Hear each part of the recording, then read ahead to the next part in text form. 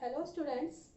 बच्चों, हम लोग बीएड फर्स्ट ईयर में हमारा first paper philosophical perspective of education हमने स्टार्ट किया हुआ था, और जिसमें कि हम वेदांत दर्शन का अध्ययन कर रहे थे। ठीक है, तो हमने लास्ट क्लास में आपको वेदांत दर्शन के विषय में ही पढ़ाया था, और उसमें हमने आपको शंकर का अद्वैतवाद दर्शन स्टार्ट किया हुआ था। तो उसके बाद हमारी जो आज की कड़ी है उसी श्रृंखला को आज हम आगे बढ़ाएंगे और हम जानेंगे कि वेदांत दर्शन की मीमांसाओं के बारे में। तो बच्चों, जब मैंने आपको वेस्टर्न फिलॉसफी बताई थी, यानी कि वेस्टर्न फिलॉसफी पाश्चात्य दर्शन पढ़ाया था, तब मैंने आपको बताया था ब्रांचेस ऑफ फिलॉसफी। और ब्रांचेस ऑफ फिलॉसफी में मैंने आपको 3 प्रकार की मीमांसाएं बताई थी। कौन कौन सी? तत्व मीमांसा, ज्ञान मीमांसा और मूल्य मीमांसा। मेटाफिजिक्स, एपिस्टेमोलॉजी और एक्सियोलॉजी। मैंने कहा था कि किसी भी दर्शन को समझने के लिए सर्वप्रथम हमें इन मीमांसा को पढ़ना बहुत आवश्यक है। अगर हम मीमांसा को ही नहीं जानेंगे तो हम किसी भी दर्शन की मीमांसा को नहीं जान सकते हैं। तो आज वक्त है आपको पिछला पढ़ा हुआ मीमांसा का, या पिछला पढ़ा हुआ जो चैप्टर हमने आपको पढ़ाया है उसका यहाँ पर अप्लाइड करने का। ठीक है, अब इसमें आपको अप्लाइड करना है पिछला ज्ञान। ठीक है, यानी कि हम पूर्व ज्ञान को नवीन ज्ञान में जोड़ेंगे। ठीक है, तो बहुत कठिन चीज नहीं है। ठीक है, आएगी, सरल है, धीरे धीरे आएगी।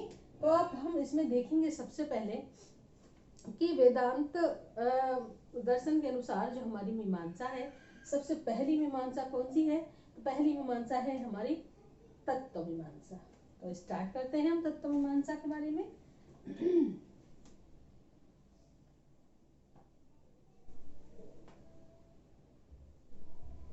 तत्व मीमांसा, मैंने आपको बताया था इन सब के अंग्रेजी नाम याद करना बहुत जरूरी है, क्योंकि कभी कभी अंग्रेजी नाम से भी क्वेश्चन आ जाता है। जैसे तत्व मीमांसा है तो ऐसा पूछ सकते हैं वेदांत दर्शन की मेटाफिजिक्स का पढ़ी लिखी है। ठीक है, तत्व मीमांसा यानी कि मेटाफिजिक्स।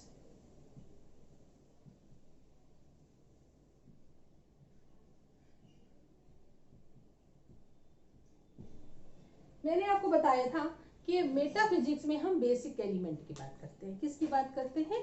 भौतिक तत्व की बात करते हैं, उस बेसिक एलिमेंट की बात करते हैं जो उस दर्शन का मेन तत्व होगा। ठीक है, तो जब हम तत्व मीमांसा की बात करते हैं, बेसिक एलिमेंट की बात करते हैं, तो हम उसमें किसका अध्ययन करते हैं?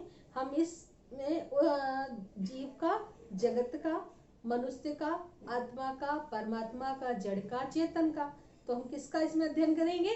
कि इस संपूर्ण ब्रह्मांड का। इसमें हम क्रिएशन की बात करते हैं, इसमें हम उत्पत्ति की बात करते हैं। ठीक है, तो तत्व मीमांसा में हम सबसे पहले जानेंगे, हम उसी श्लोक को उठाएंगे। क्या कहा था उन्होंने, शंकराचार्य जी ने, कि ब्रह्म सत्यम। क्या कहा था? ब्रह्म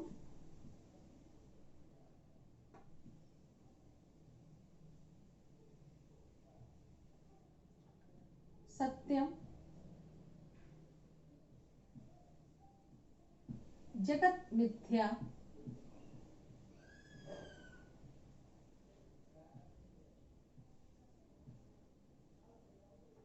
जीवो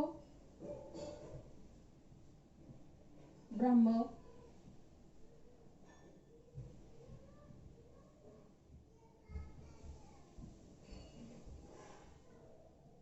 न पर।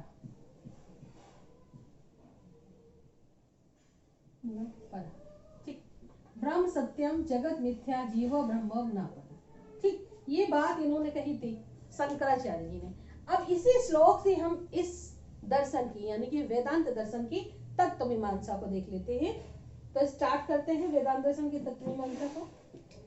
सबसे पहले हम इसको एक फिगर में देखेंगे।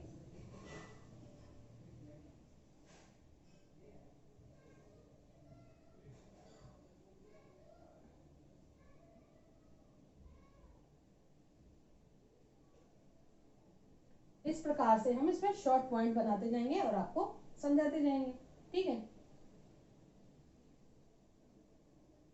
तो हमें क्या देखना है इसमें कि तत्वमीमांसा में क्या देखना है कि ब्रह्म क्या है, ब्रह्म क्या है।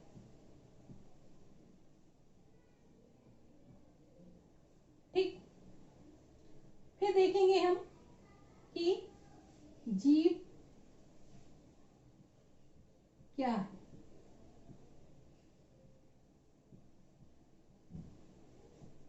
ठीक, फिर देखेंगे जगत क्या है,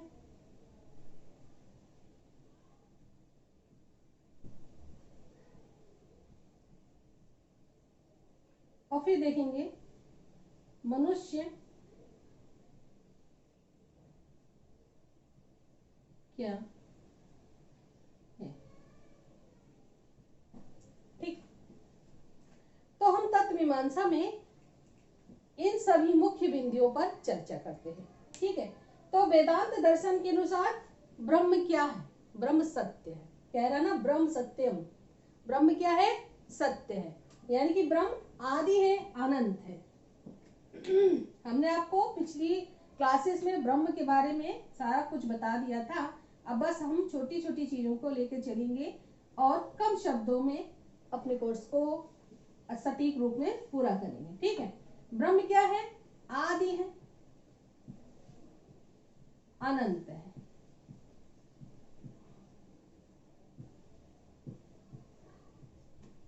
ठीक, आदि है और अनंत है। अब बात आती है कि जीव क्या है। जीव क्या है, जीव को हमने बताया था कि जीव ही क्या है, आत्मा है। वो क्या करते हैं कि कर्म के फल को भोगती है, यानी कि जीव क्या है, जीव ही आत्मा है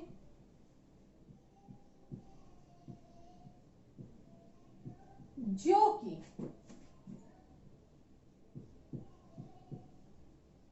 ब्रह्म का ही एक अंश है। मैंने आपको बताया था कि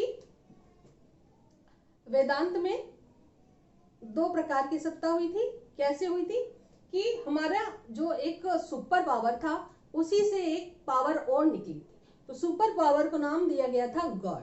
क्या कहा था हमने, सुपर पावर को कहा था हमने गॉड। यहाँ पे इसको समझ लेते हैं। जैसे कि हमने आपको बताया था कि ये एक सुपर पावर है, ठीक, और इसी सुपर पावर से एक पावर और निकली है। ठीक, ये जो सुपर पावर है इसको हमने गॉड का नाम दे दिया था, और ये जो सुपर पावर है इसको हमने सोल का नाम दे दिया था। किसका नाम दे दिया था, सोल का। तो ये सुपर पावर जो गॉड है और इसी से ये जो सोल निकली है, यानी कि ये जो आत्मा निकली है, ये कहाँ चली जाती है, ये इसी आत्मा का अंश है और इसी में वो विलीन हो जाए। मैंने ये चक्कर आपको समझाया था। तो अगर पूछे जीव क्या है, तो जीव ही तो आत्मा है। आत्मा पूछे तो क्या है, वो ब्रह्म का एक अंश है। क्यों, क्योंकि वे इसी सुपर पावर से निकली है और इसी में वह विलीन हो जाती है। ठीक, अब वो कहता है कि जगत क्या है, तो वो क्या कह रहा, ब्रह्म सत्य। आज ब्रह्म सत्य कैसे है, क्योंकि वो आदि है, अनंत है, आदि है, अनंत है, वो सत्य था, सत्य है, सत्य रहेगा। मैंने आपको बताया था आदि सत्य, जुगादि सत्य, नाना खोसी सत्य, अर्थात ब्रह्म सत्य है, ब्रह्म सत्य था और ब्रह्म ही सत्य रहेगा। अब वो कह रहा है जीव क्या है, जीव ही आत्मा है जो कि ब्रह्म का एक अंश है। अब वो कह रहा है जगत क्या है, ब्रह्म सत्य और जगत क्या है, मिथ्या है। ठीक, जगत मिथ्या कैसे, मैंने आपको बताया था कि ब्रह्म जो है अपनी माया से जगत का निर्माण करता है, और जब वो अपनी माया से जगत का निर्माण करता है तो वे इस जगत का नाश भी कर सकता है। तो जगत क्या है, जगत नश्वर है, नाशवान है, और जगत जो है मिथ्या है, असत्य है। लिखेंगे कि जगत नाशवान है। यहाँ पे नाशवान का अर्थ है कि जो शाश्वत ना रह सके, अर्थात उसका जो नाश हो जाए। ठीक है, जो उसका अस्तित्व है वो समाप्त हो जाए। अस्तित्व तो खैर नहीं समाप्त होता है, मतलब जो वो माया के द्वारा रचा गया है उसका अंत हो जाए। ठीक, जगत नाशवान है और मिथ्या है।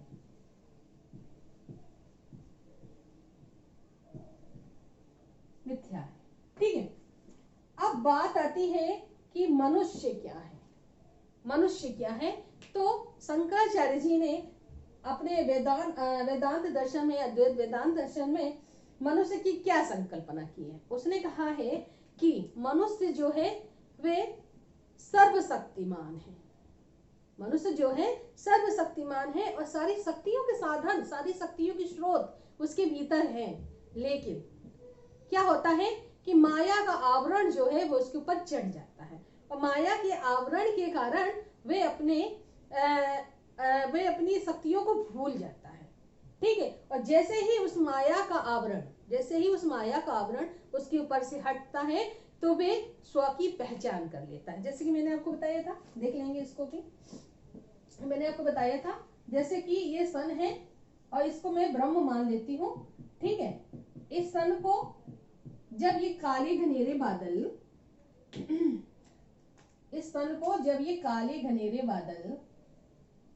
ढक लेते हैं, इस सन को जब ये काले घनेरे बादल ढक लेते हैं तो क्या होता है, ये सन छुप जाता है। तो ये जो क्लाउड है, ये जो बादल है काले घनेरे, यही तो हमारी माया है। ये क्या है, माया है जो कि इस ब्रह्म को ढक रही है और हम इस ब्रह्म तक नहीं पहुंच पा रहे हैं। ठीक है, तो ये क्या कह रहा है, मनुष्य क्या है, मनुष्य जो है वो सर्वशक्तिमान है और उसके भीतर सारी शक्तियां विद्यमान है, सिर्फ उसे विकसित करना होता है। और विकसित वो क्यों नहीं कर पाता है, क्योंकि वह इस माया जाल में फंस जाता है और ब्रह्म तक नहीं पहुंच पाता है। लेकिन जैसे ही इस माया का आवरण उसके पास से हटता है तो वह स्व की पहचान कर लेता है, वह आत्मानुभूति की पहचान कर लेता है। ठीक है, तो मनुष्य क्या है, इसमें लिखेंगे मनुष्य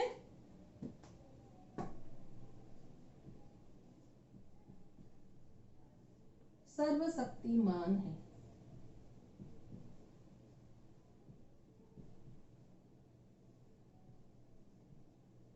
तो इस प्रकार से जैसे मैंने आपको समझाया, तो अब आप क्या करेंगे कि जो चीज नोटिस करने वाली है वो तो आप नोटिस करेंगे और जो लेक्चर मेथड में आपको मिलता है आप अपने संज्ञान में उसको रखिए और आप जो है अपने आप उस लेक्चर को समझकर आप लिख सकते हैं। ठीक है, तो ये तो थी हमारे वेदांत दर्शन की तत्व मीमांसा।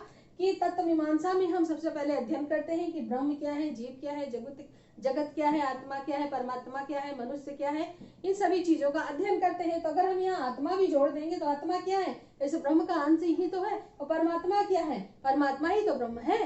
तो यहाँ पर जो जितना सटीक था मैंने आपको बताया, बाकी इसमें और भी चीजें आप पढ़ोगे तो अपने आप से भी ऐड कर सकते हैं। जो उसका मुख्य कॉन्सेप्ट था वो मैंने आपको बता दिया। ठीक है, तो ये तो थी हमारी तत्व मीमांसा। ब्रह्म सत्य जगत मिथ्या, जीवो ब्रह्मो न परा, कि जीव और ब्रह्म में कोई अंतर नहीं है, वे अद्वैत शक्ति नहीं है। ठीक है, वे एक ही है, वे अद्वैत नहीं है, जीवो ब्रह्मो न परा। ठीक है, आइए अब हम बात कर लेते हैं इसकी ज्ञान मीमांसा की।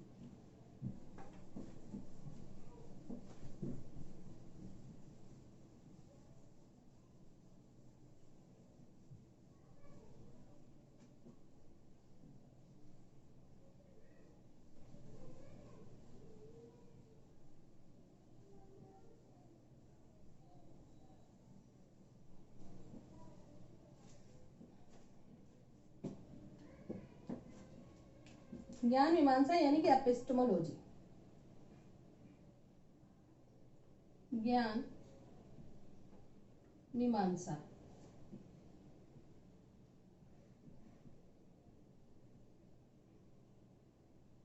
यानी कि एपिस्टेमोलॉजी।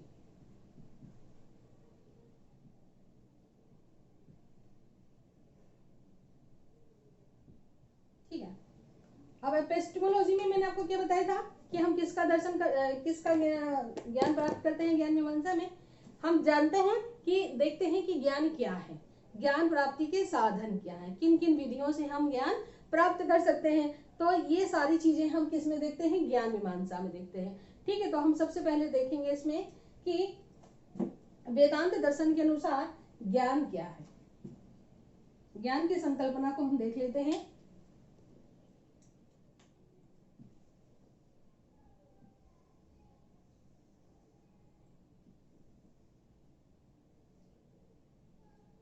ठीक है।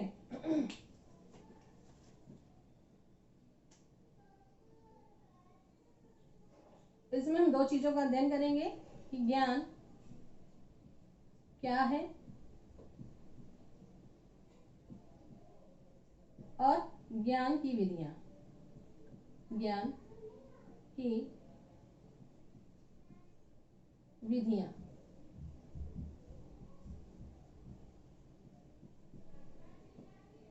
ठीक, इसमें हम अध्ययन करेंगे कि ज्ञान क्या है और ज्ञान प्राप्त करने की विधि क्या होती है।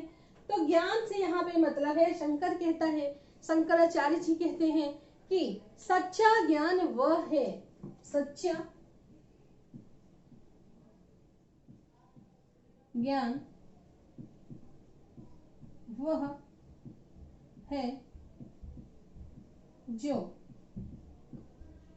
मुक्ति की ओर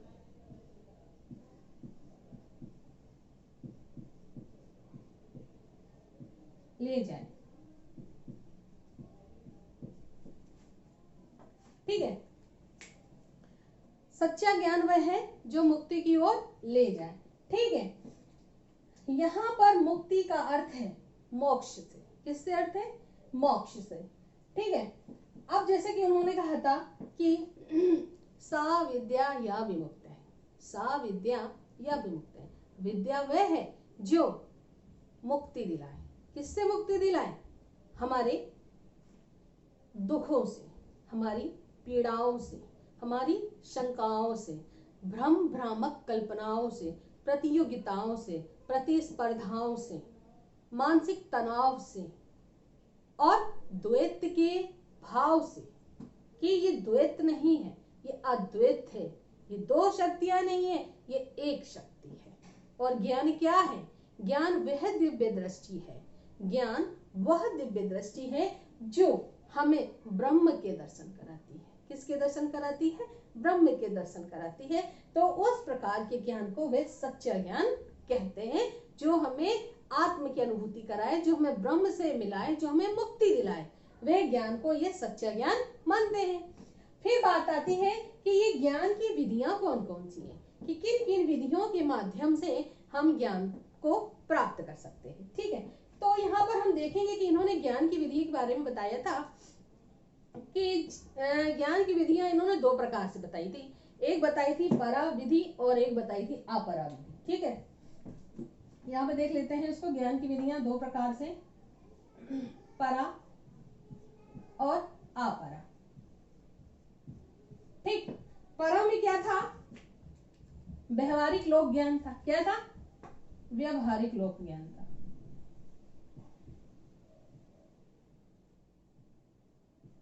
लौकिक ज्ञान। ठीक,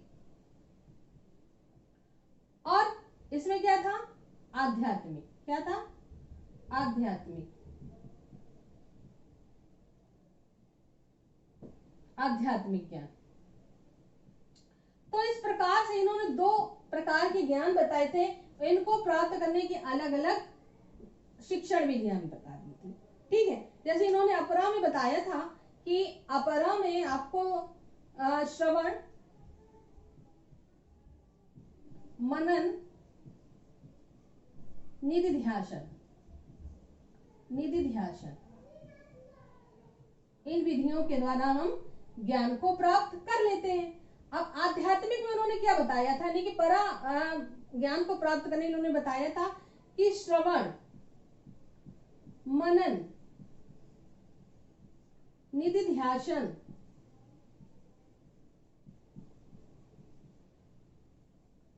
के साथ ही हमें चतुष्टय साधन प्लस चतुष्टय साधन,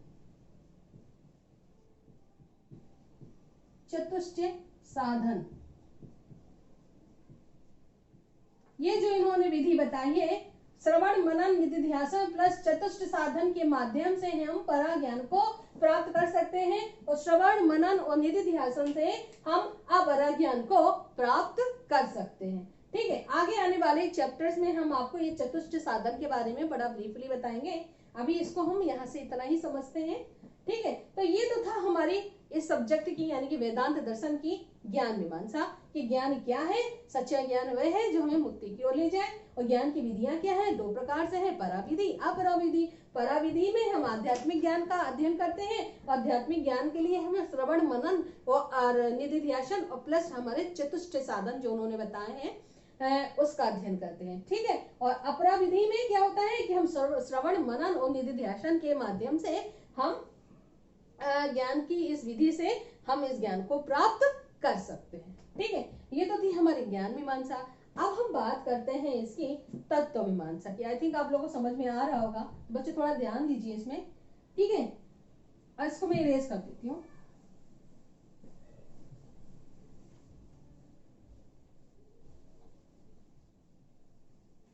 अब बात कर लेते हैं हम तत्व मीमांसा, सॉरी हमारी कौन सी बात थी, मूल मीमांसा, एक्सियोलॉजी।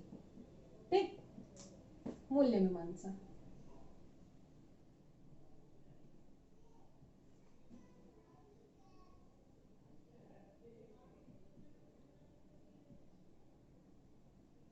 मूल्य मीमांसा की अगर हम बात करें तो इन्होंने मूल्य मीमांसा में भी दो चीजों को ले लिया है। वो क्या लिया है, इसी परा और अपरा के माध्यम से लिया है। ठीक है, देख लेते हैं, परा और अपरा। ठीक, और परा में तो इन्होंने कहा है कि आध्यात्मिक मूल्य। ठीक, आध्यात्मिक मूल्य से तात्पर्य है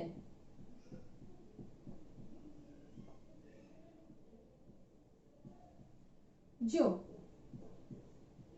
मुक्ति की ओर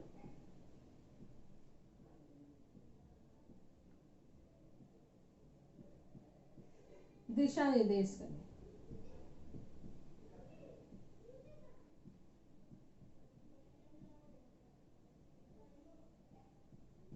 आध्यात्मिक मूल से तात्पर्य है कि जो मूल्य मुक्ति की ओर दिशा निर्देश करें, यानी कि परा में इन्होंने कहा आध्यात्मिक मूल्य, तो इसमें क्या आ जाएगा कि हमको उसी चतुष्ट साधन के माध्यम से हम इन मूल्यों तक पहुंच पाएंगे।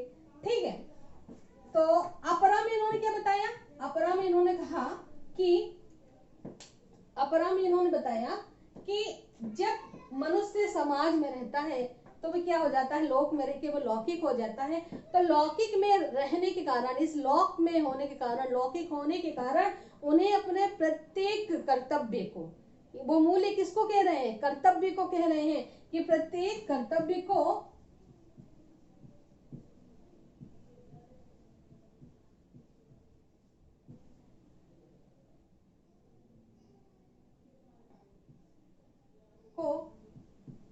पूर्ण ईमानदारी एवं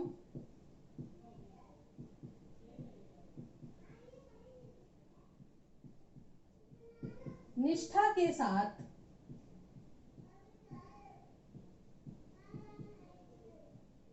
करें तो वे लौकिक मूल्यों को प्राप्त करने में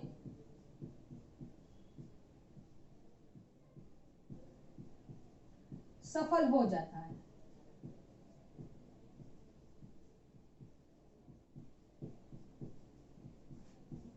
ठीक है, अपरा में उन्होंने कहा कि अपरा में यहाँ पे लौकिक ज्ञान से ही मतलब है, लौकिक लोक ज्ञान से ही मतलब है कि प्रत्येक व्यक्ति जो है कि अपने कर्तव्य को पूर्ण ईमानदारी के साथ करेगा। प्रत्येक व्यक्ति, यहाँ पे व्यक्ति जो है वो रह गया है, यहाँ पे लिखेंगे प्रत्येक व्यक्ति जो है अपने कर्तव्य को पूर्ण ईमानदारी एवं निष्ठा के साथ करेगा तो भी इस लौकिक मूल्यों को प्राप्त करने में भी सफल हो जाएगा। और आध्यात्मिक मूल्यों के लिए उसने क्या बताया कि श्रवण मनन निधिध्यासन के साथ साथ उसे हम अपने चतुष्ट साधन का भी प्रयोग करना होगा। तो आगे आने वाले जो शिक्षण विधियां जब हम पढ़ेंगे तो हम उसमें इस चतुष्ट साधन का ब्रीफली डिस्क्रिप्शन देंगे आप लोगों को, तो आपको चीजें और ज्यादा क्लियर हो जाएंगी। ठीक है, तो बच्चों ये थी हमारी आज की क्लास मीमांसा दर्शन की, कि जिसमें हमने आपको वेदांत दर्शन की तीनों मीमांसाओं के बारे में बात कर ली, तत्व मीमांसा, ज्ञान मीमांसा और मूल्य मीमांसा। बच्चों आप कोई भी दर्शन पढ़ेंगे, किसी भी दर्शन का आप उल्लेख करेंगे लॉन्ग क्वेश्चन तो आएगा ही आएगा, तो उस लॉन्ग क्वेश्चन एक या बल्कि दो आएंगे, तो दो दर्शन तो आपसे पूछे ही जाएंगे। हो सकता है एक पाश्चात्य दर्शन पूछ ले और एक आपसे जो है कि ये भारतीय दर्शन पूछ ले। तो दर्शन चाहे कोई भी पूछेगा, आपको इन तीनों मीमांसाओं को बताना ही बताना है। तो इनका जब आप कॉन्सेप्ट समझ जाएंगे तो ये चीजें इतनी ज्यादा कठिन नहीं लगेंगी। तो आई थिंक आज की क्लास आप लोग को समझ में आई होगी। तो हमारी आज की क्लास यहीं तक। अगली क्लास में हम इसी श्रृंखला, इसी कड़ी को आगे बढ़ाएंगे और हम इसके अगले कॉन्सेप्ट की ओर चलेंगे। ठीक है, और तब तक के लिए थैंक यू।